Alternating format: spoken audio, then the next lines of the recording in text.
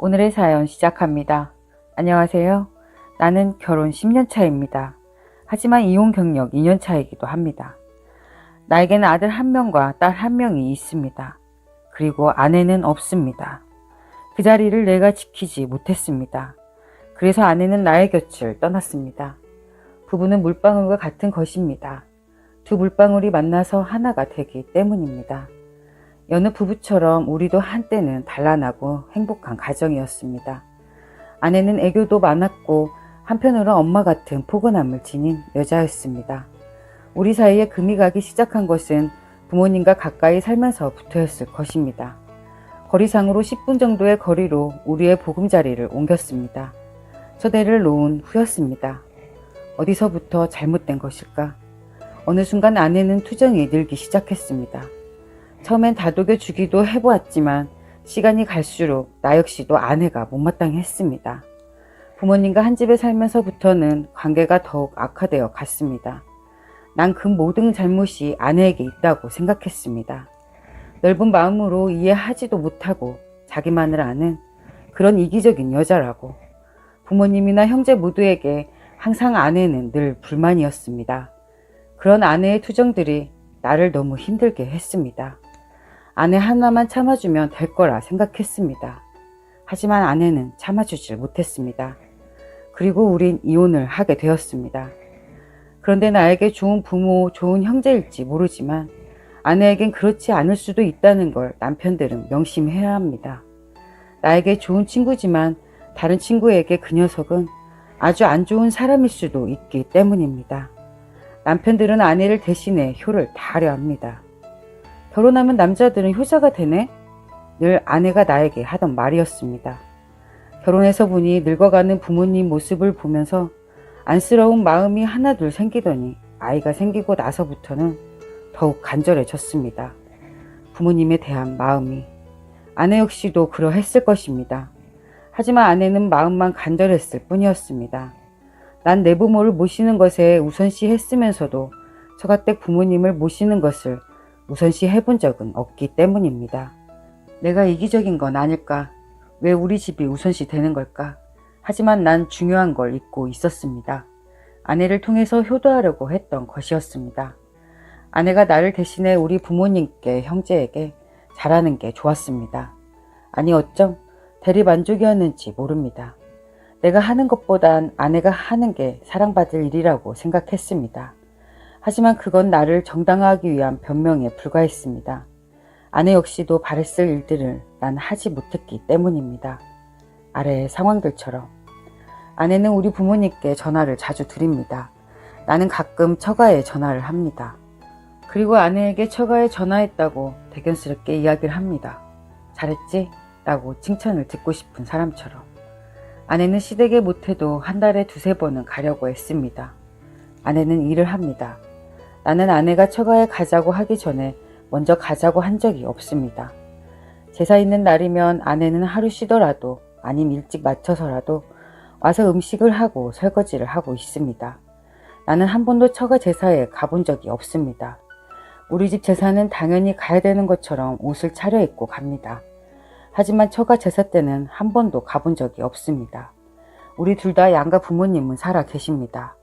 아내는 우리 가족의 생일이며 제사며 기념일 등을 기억하면서 늘 신경을 쓰고 꼼꼼히 챙깁니다. 나는 한 번도 처가 가족들의 생일이며 제사며 기념일 등을 미리 아내처럼 신경 쓰고 챙긴 적이 없습니다. 아내가 전화를 드리라고 하면 전화를 하는 정도였고 그 모임에 참석하는 정도였습니다. 아내는 휴가 때면 바리바리 싸들고 갈 음식을 장만하느라 제대로 쉬지도 못했습니다. 휴가는 쉬기 위해 가는 것인데 아내는 휴가 때마저도 집안일을 했습니다. 처가랑 휴가 갔을 때 밥을 해먹은 적이 없습니다. 끼니 때면 사 먹고 놀았습니다. 그때 아내는 정말 휴가다운 휴가를 즐기고 있었습니다. 명절 때 아내는 힘들게 제사 음식이며 명절 음식을 준비하고 하루 종일 부엌에 서서 일을 합니다. 나는 도와준다고 하지만 그것도 한계가 있었습니다. 청소하고 TV보다 잠도 잠깐 자고 저녁을 먹고 난 후 가족들과 놀고 술을 마시며 도란도란 이런저런 이야기를 나눴습니다. 명절 당일날 처가에 저녁 늦게 갑니다.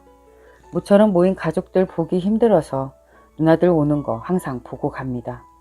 처가에 가면 난 그 전날의 피곤함에 잠을 청합니다. 아내는 처가에서 몰려오는 잠을 청합니다. 처가 식구들하고 제대로 놀지도 못하고 그 이튿날 오는 경우가 많았습니다. 내가 아빠 되던 때 우리 부모님이 아기를 보고 싶어 하셔서 친정에서 몸조리 하는 아내에게 가자고 이야기했습니다. 보고 싶어 하는데 보여드려야 된다고 아내를 데리고 아기를 데리고 집에 갔습니다. 산후 몸조리가 중요한데 그건 아직도 아내에게 미안합니다. 부모님의 보고 싶음보다 아내의 몸을 생각했어야 하는 게 당연한데도 불구하고 나는 아내를 데리고 갔었습니다. 같이 살면서부터 나는 출근을 하고 퇴근을 해서 씻고 저녁 먹고 아이들하고 잠깐 놀아주고 TV 시청을 하고 잠자리에 들곤 했습니다. 가끔 주말에 아이들과 부모님 모시고 근교에 놀러가고 외식하고 그렇게 하는 게 다일 거라고 생각했습니다. 아내는 하루 세끼를 꼬박 챙기고 아이들 뒤치다꺼리에 집안일에 하루 종일 내가 오기만을 기다리고 있었는데 난 아내가 저녁 때 하는 그런 투정들이 갈수록 짜증스러워지기 시작했습니다. 아내는 내가 알아주길, 이해해주길, 숨쉴 구멍을 찾아주길 바랬을 것이었을 텐데 나는 아내를 외면하고 있었는지도 모릅니다. 아내는 점점 말수가 줄기 시작했습니다. 어느 날부터는 아예 입을 닫아버렸습니다. 투정도 하지 않고 싸늘하게 나를 대했습니다. 우리 부모님을 모시는 게 그렇게 불만이냐는 식으로 너 같은 여자와 더 이상 살 수 없다고 했습니다. 생각만 해도 무섭고 이기적인 여자라고 해버렸습니다. 난 내 부모 감정과 형제들 감정만 중요시했지 정작 아내의 감정들은 이해할 수도 없었고 이해해 주지 않는 아내가 미웠습니다. 아내가 화를 내는 때에는 그만한 이유가 있었던 것이었고 아내에게 참으라고 하기 이전에 내가 그런 일들이 일어나지 않도록 부모님과 형제들에게 인식을 시켜주어야 될 일들이었습니다. 난 아내에게 양보하라고만 했습니다. 부모님의 섭섭함도 참으라고 그런 분들이 아닌데 왜 그러나 몰라 식으로 달래곤 했습니다. 분명 그건 잘못된 것인데도 말입니다. 하루 이틀 점점 우리 부부는 멀어져 갔습니다.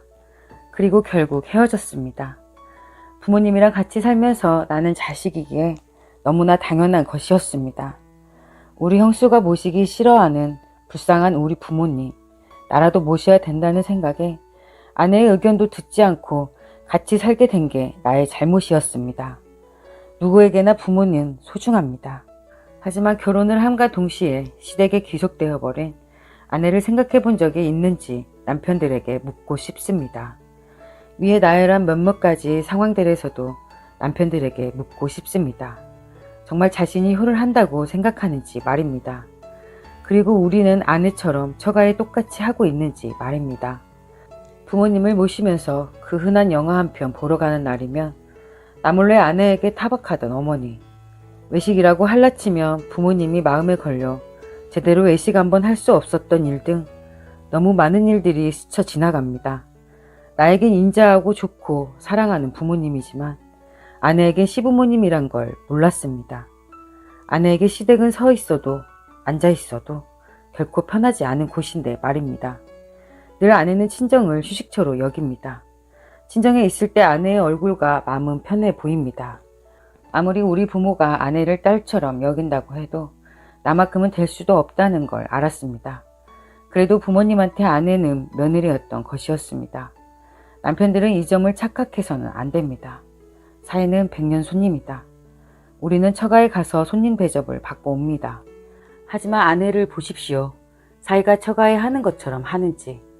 아내들은 시댁의 그 이상을 항상 하고 옵니다. 만약 남편들과 아내의 자리가 바뀐다면 분명 우리 남편들도 아내들과 같을 것입니다. 지금 이 시대의 이혼율은 점점 증가하고 있습니다. 성격 탓도 있지만 시댁과의 갈등으로 인해 이혼하는 경우가 생각보다 많은 퍼센트를 차지하고 있습니다. 난 부모님을 모시지 않는 그런 여자와는 살 수 없어.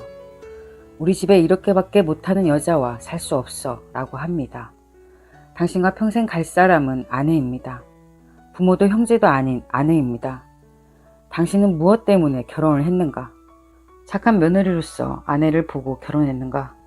아니 묵묵하게 싫은 소리 안 하고 일만 하는 아이 잘 키워주면 되는 이유로 결혼했는가? 나에게 시집와서 사랑스런 나의 아이들도 놓아주고 살림도 잘했던 아내를 난 며느리에 맞추어서 보았습니다. 그런 감정들은 하나 둘씩 쌓여져 갔고 급기야 터져버리고 말았습니다. 사람들은 소중한 걸 잃고 나서야 후회를 한다고 합니다. 지금의 내가 그런 모양입니다. 아내와 헤어진 후 마음의 이 빈자리는 누구도 대신해 줄 수 없었습니다. 내 부모도 내 형제도 말입니다. 부모가 내 인생을 살아주는 것도 아니고 형제 또한 자신들의 인생을 소중히 여기며 살고 있었고 단지 난 그들에게 가여운 존재일 뿐 그 누구도 대신해 줄 수 없는 삶을 혼자 견뎌가야만 했습니다. 좀 더 아내의 입장에서 생각해 줄 걸, 내가 좀 더 참아볼 걸 하는 후회가 듭니다. 난 지금의 남편들이 나처럼 소중한 것을 잃고 난 뒤에 후회하지 않았으면 합니다. 어찌 보면 우리 남편들이 잘못이 크지 않을까? 분명 아내들은 이야기했을 것입니다. 힘든 마음을 우리가 알아주고 보듬어 주길 말입니다. 하지만 남자들은 그것이 아내에게 얼마나 심각한 문제인지 깨닫지 못한 채 아내를 바꾸려 했을 것입니다. 앞에 나온 내용을 잘 지켜나간다면 나 같은 불행한 사람은 없을 것입니다. 소중한 걸 깨닫기 전에 그것을 지키는 자세부터가 중요할 것입니다. 나의 가정을 소중히 지켜라. 세상 무엇과도 바꿀 수 없는 게 나의 가정입니다. 부부는 등을 돌리면 남이라듯 이렇게 돌아서고 나니 정말 남남이 되었습니다. 항상 소중히 여기고 아끼며 가꾸어야 되는 게 가정인 것 같습니다. 남편들이여, 나 같은 실수를 하지 말기 바랍니다. 이해한다면서 말로 아내를 순간 안심시키려 하지 말고 아내가 진실로 무엇을 원하는지 듣고 존중해 주십시오. 그리고 가슴으로 같이 아내가 아파하는 것들을 같이 아파해 주십시오. 그래야 하나가 되는 것입니다. 그리고 아내의 인생을 존중해 주십시오. 이름 석자에 달린 인생으로 살아갈 수 있게끔 해주십시오. 그 누구의 며느리도 아닌, 그 누구의 엄마도 아닌, 누구의 아내도 아닌 이름 석자의 인생을 살 수 있도록 해 주십시오. 그리고 더 이상 시댁의 아내를 맞추려 하지 마십시오. 나의 반려자로 아내를 보십시오. 그리고 한 가지 명심할 것이 있습니다. 앞에서도 언급했지만 나에겐 좋은 부모라고 하더라도 아내에겐 불편하고 어렵고 때론 믿고 싫은 사람일 수 있습니다. 아내에게 참으라 이해하라 하기 전에 한 번쯤 부모에게 나에겐 아내가 중요하다는 걸 인식시켜줘야 합니다. 팔불출이라는 소리가 나을 것입니다. 효자가 되길 바란다면 지금의 아내를 떠나 보내주어야 합니다. 아내는 시댁의 며느리로서 맞추어지기 위해 결혼한 게 아닙니다. 당신과 자신의 삶을 위해 결혼을 한 것임을 잊지 말아야 합니다. 자신은 처가를 위해 맞추어 사는지 한번 돌아보아야 합니다. 그리고 되도록이면 시댁과 멀리 사십시오. 부모는 가까이 있는 자식에게 의지를 하게 됩니다. 그럼 아내가 힘들어집니다. 요구하는 게 늘어나기 마련입니다. 부모를 생각하기 전에 아내의 마음을 읽어야 합니다. 내가 아내에게 잘하게 되면 자연히 시댁에 잘하기 마련입니다. 아내가 믿고 따르는 사람은 시부모님도 아니고 친정 부모님도 아닙니다. 오직 나뿐인 것입니다. 그 믿음이 흔들리기 시작하면 당연히 내 주위 모든 사람들에게 소홀해지기 마련입니다. 난 지금 아내와 재결합을 위해 노력 중입니다.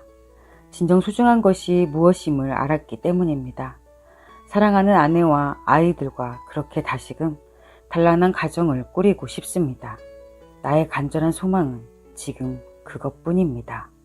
오늘도 제 채널을 방문해 주셔서 감사합니다. 더 나은, 더 기막힌 사연으로 찾아뵙겠습니다. 구독 잊지 마시고 알림 설정 해두시면 다음 영상을 빠르게 보실 수 있습니다.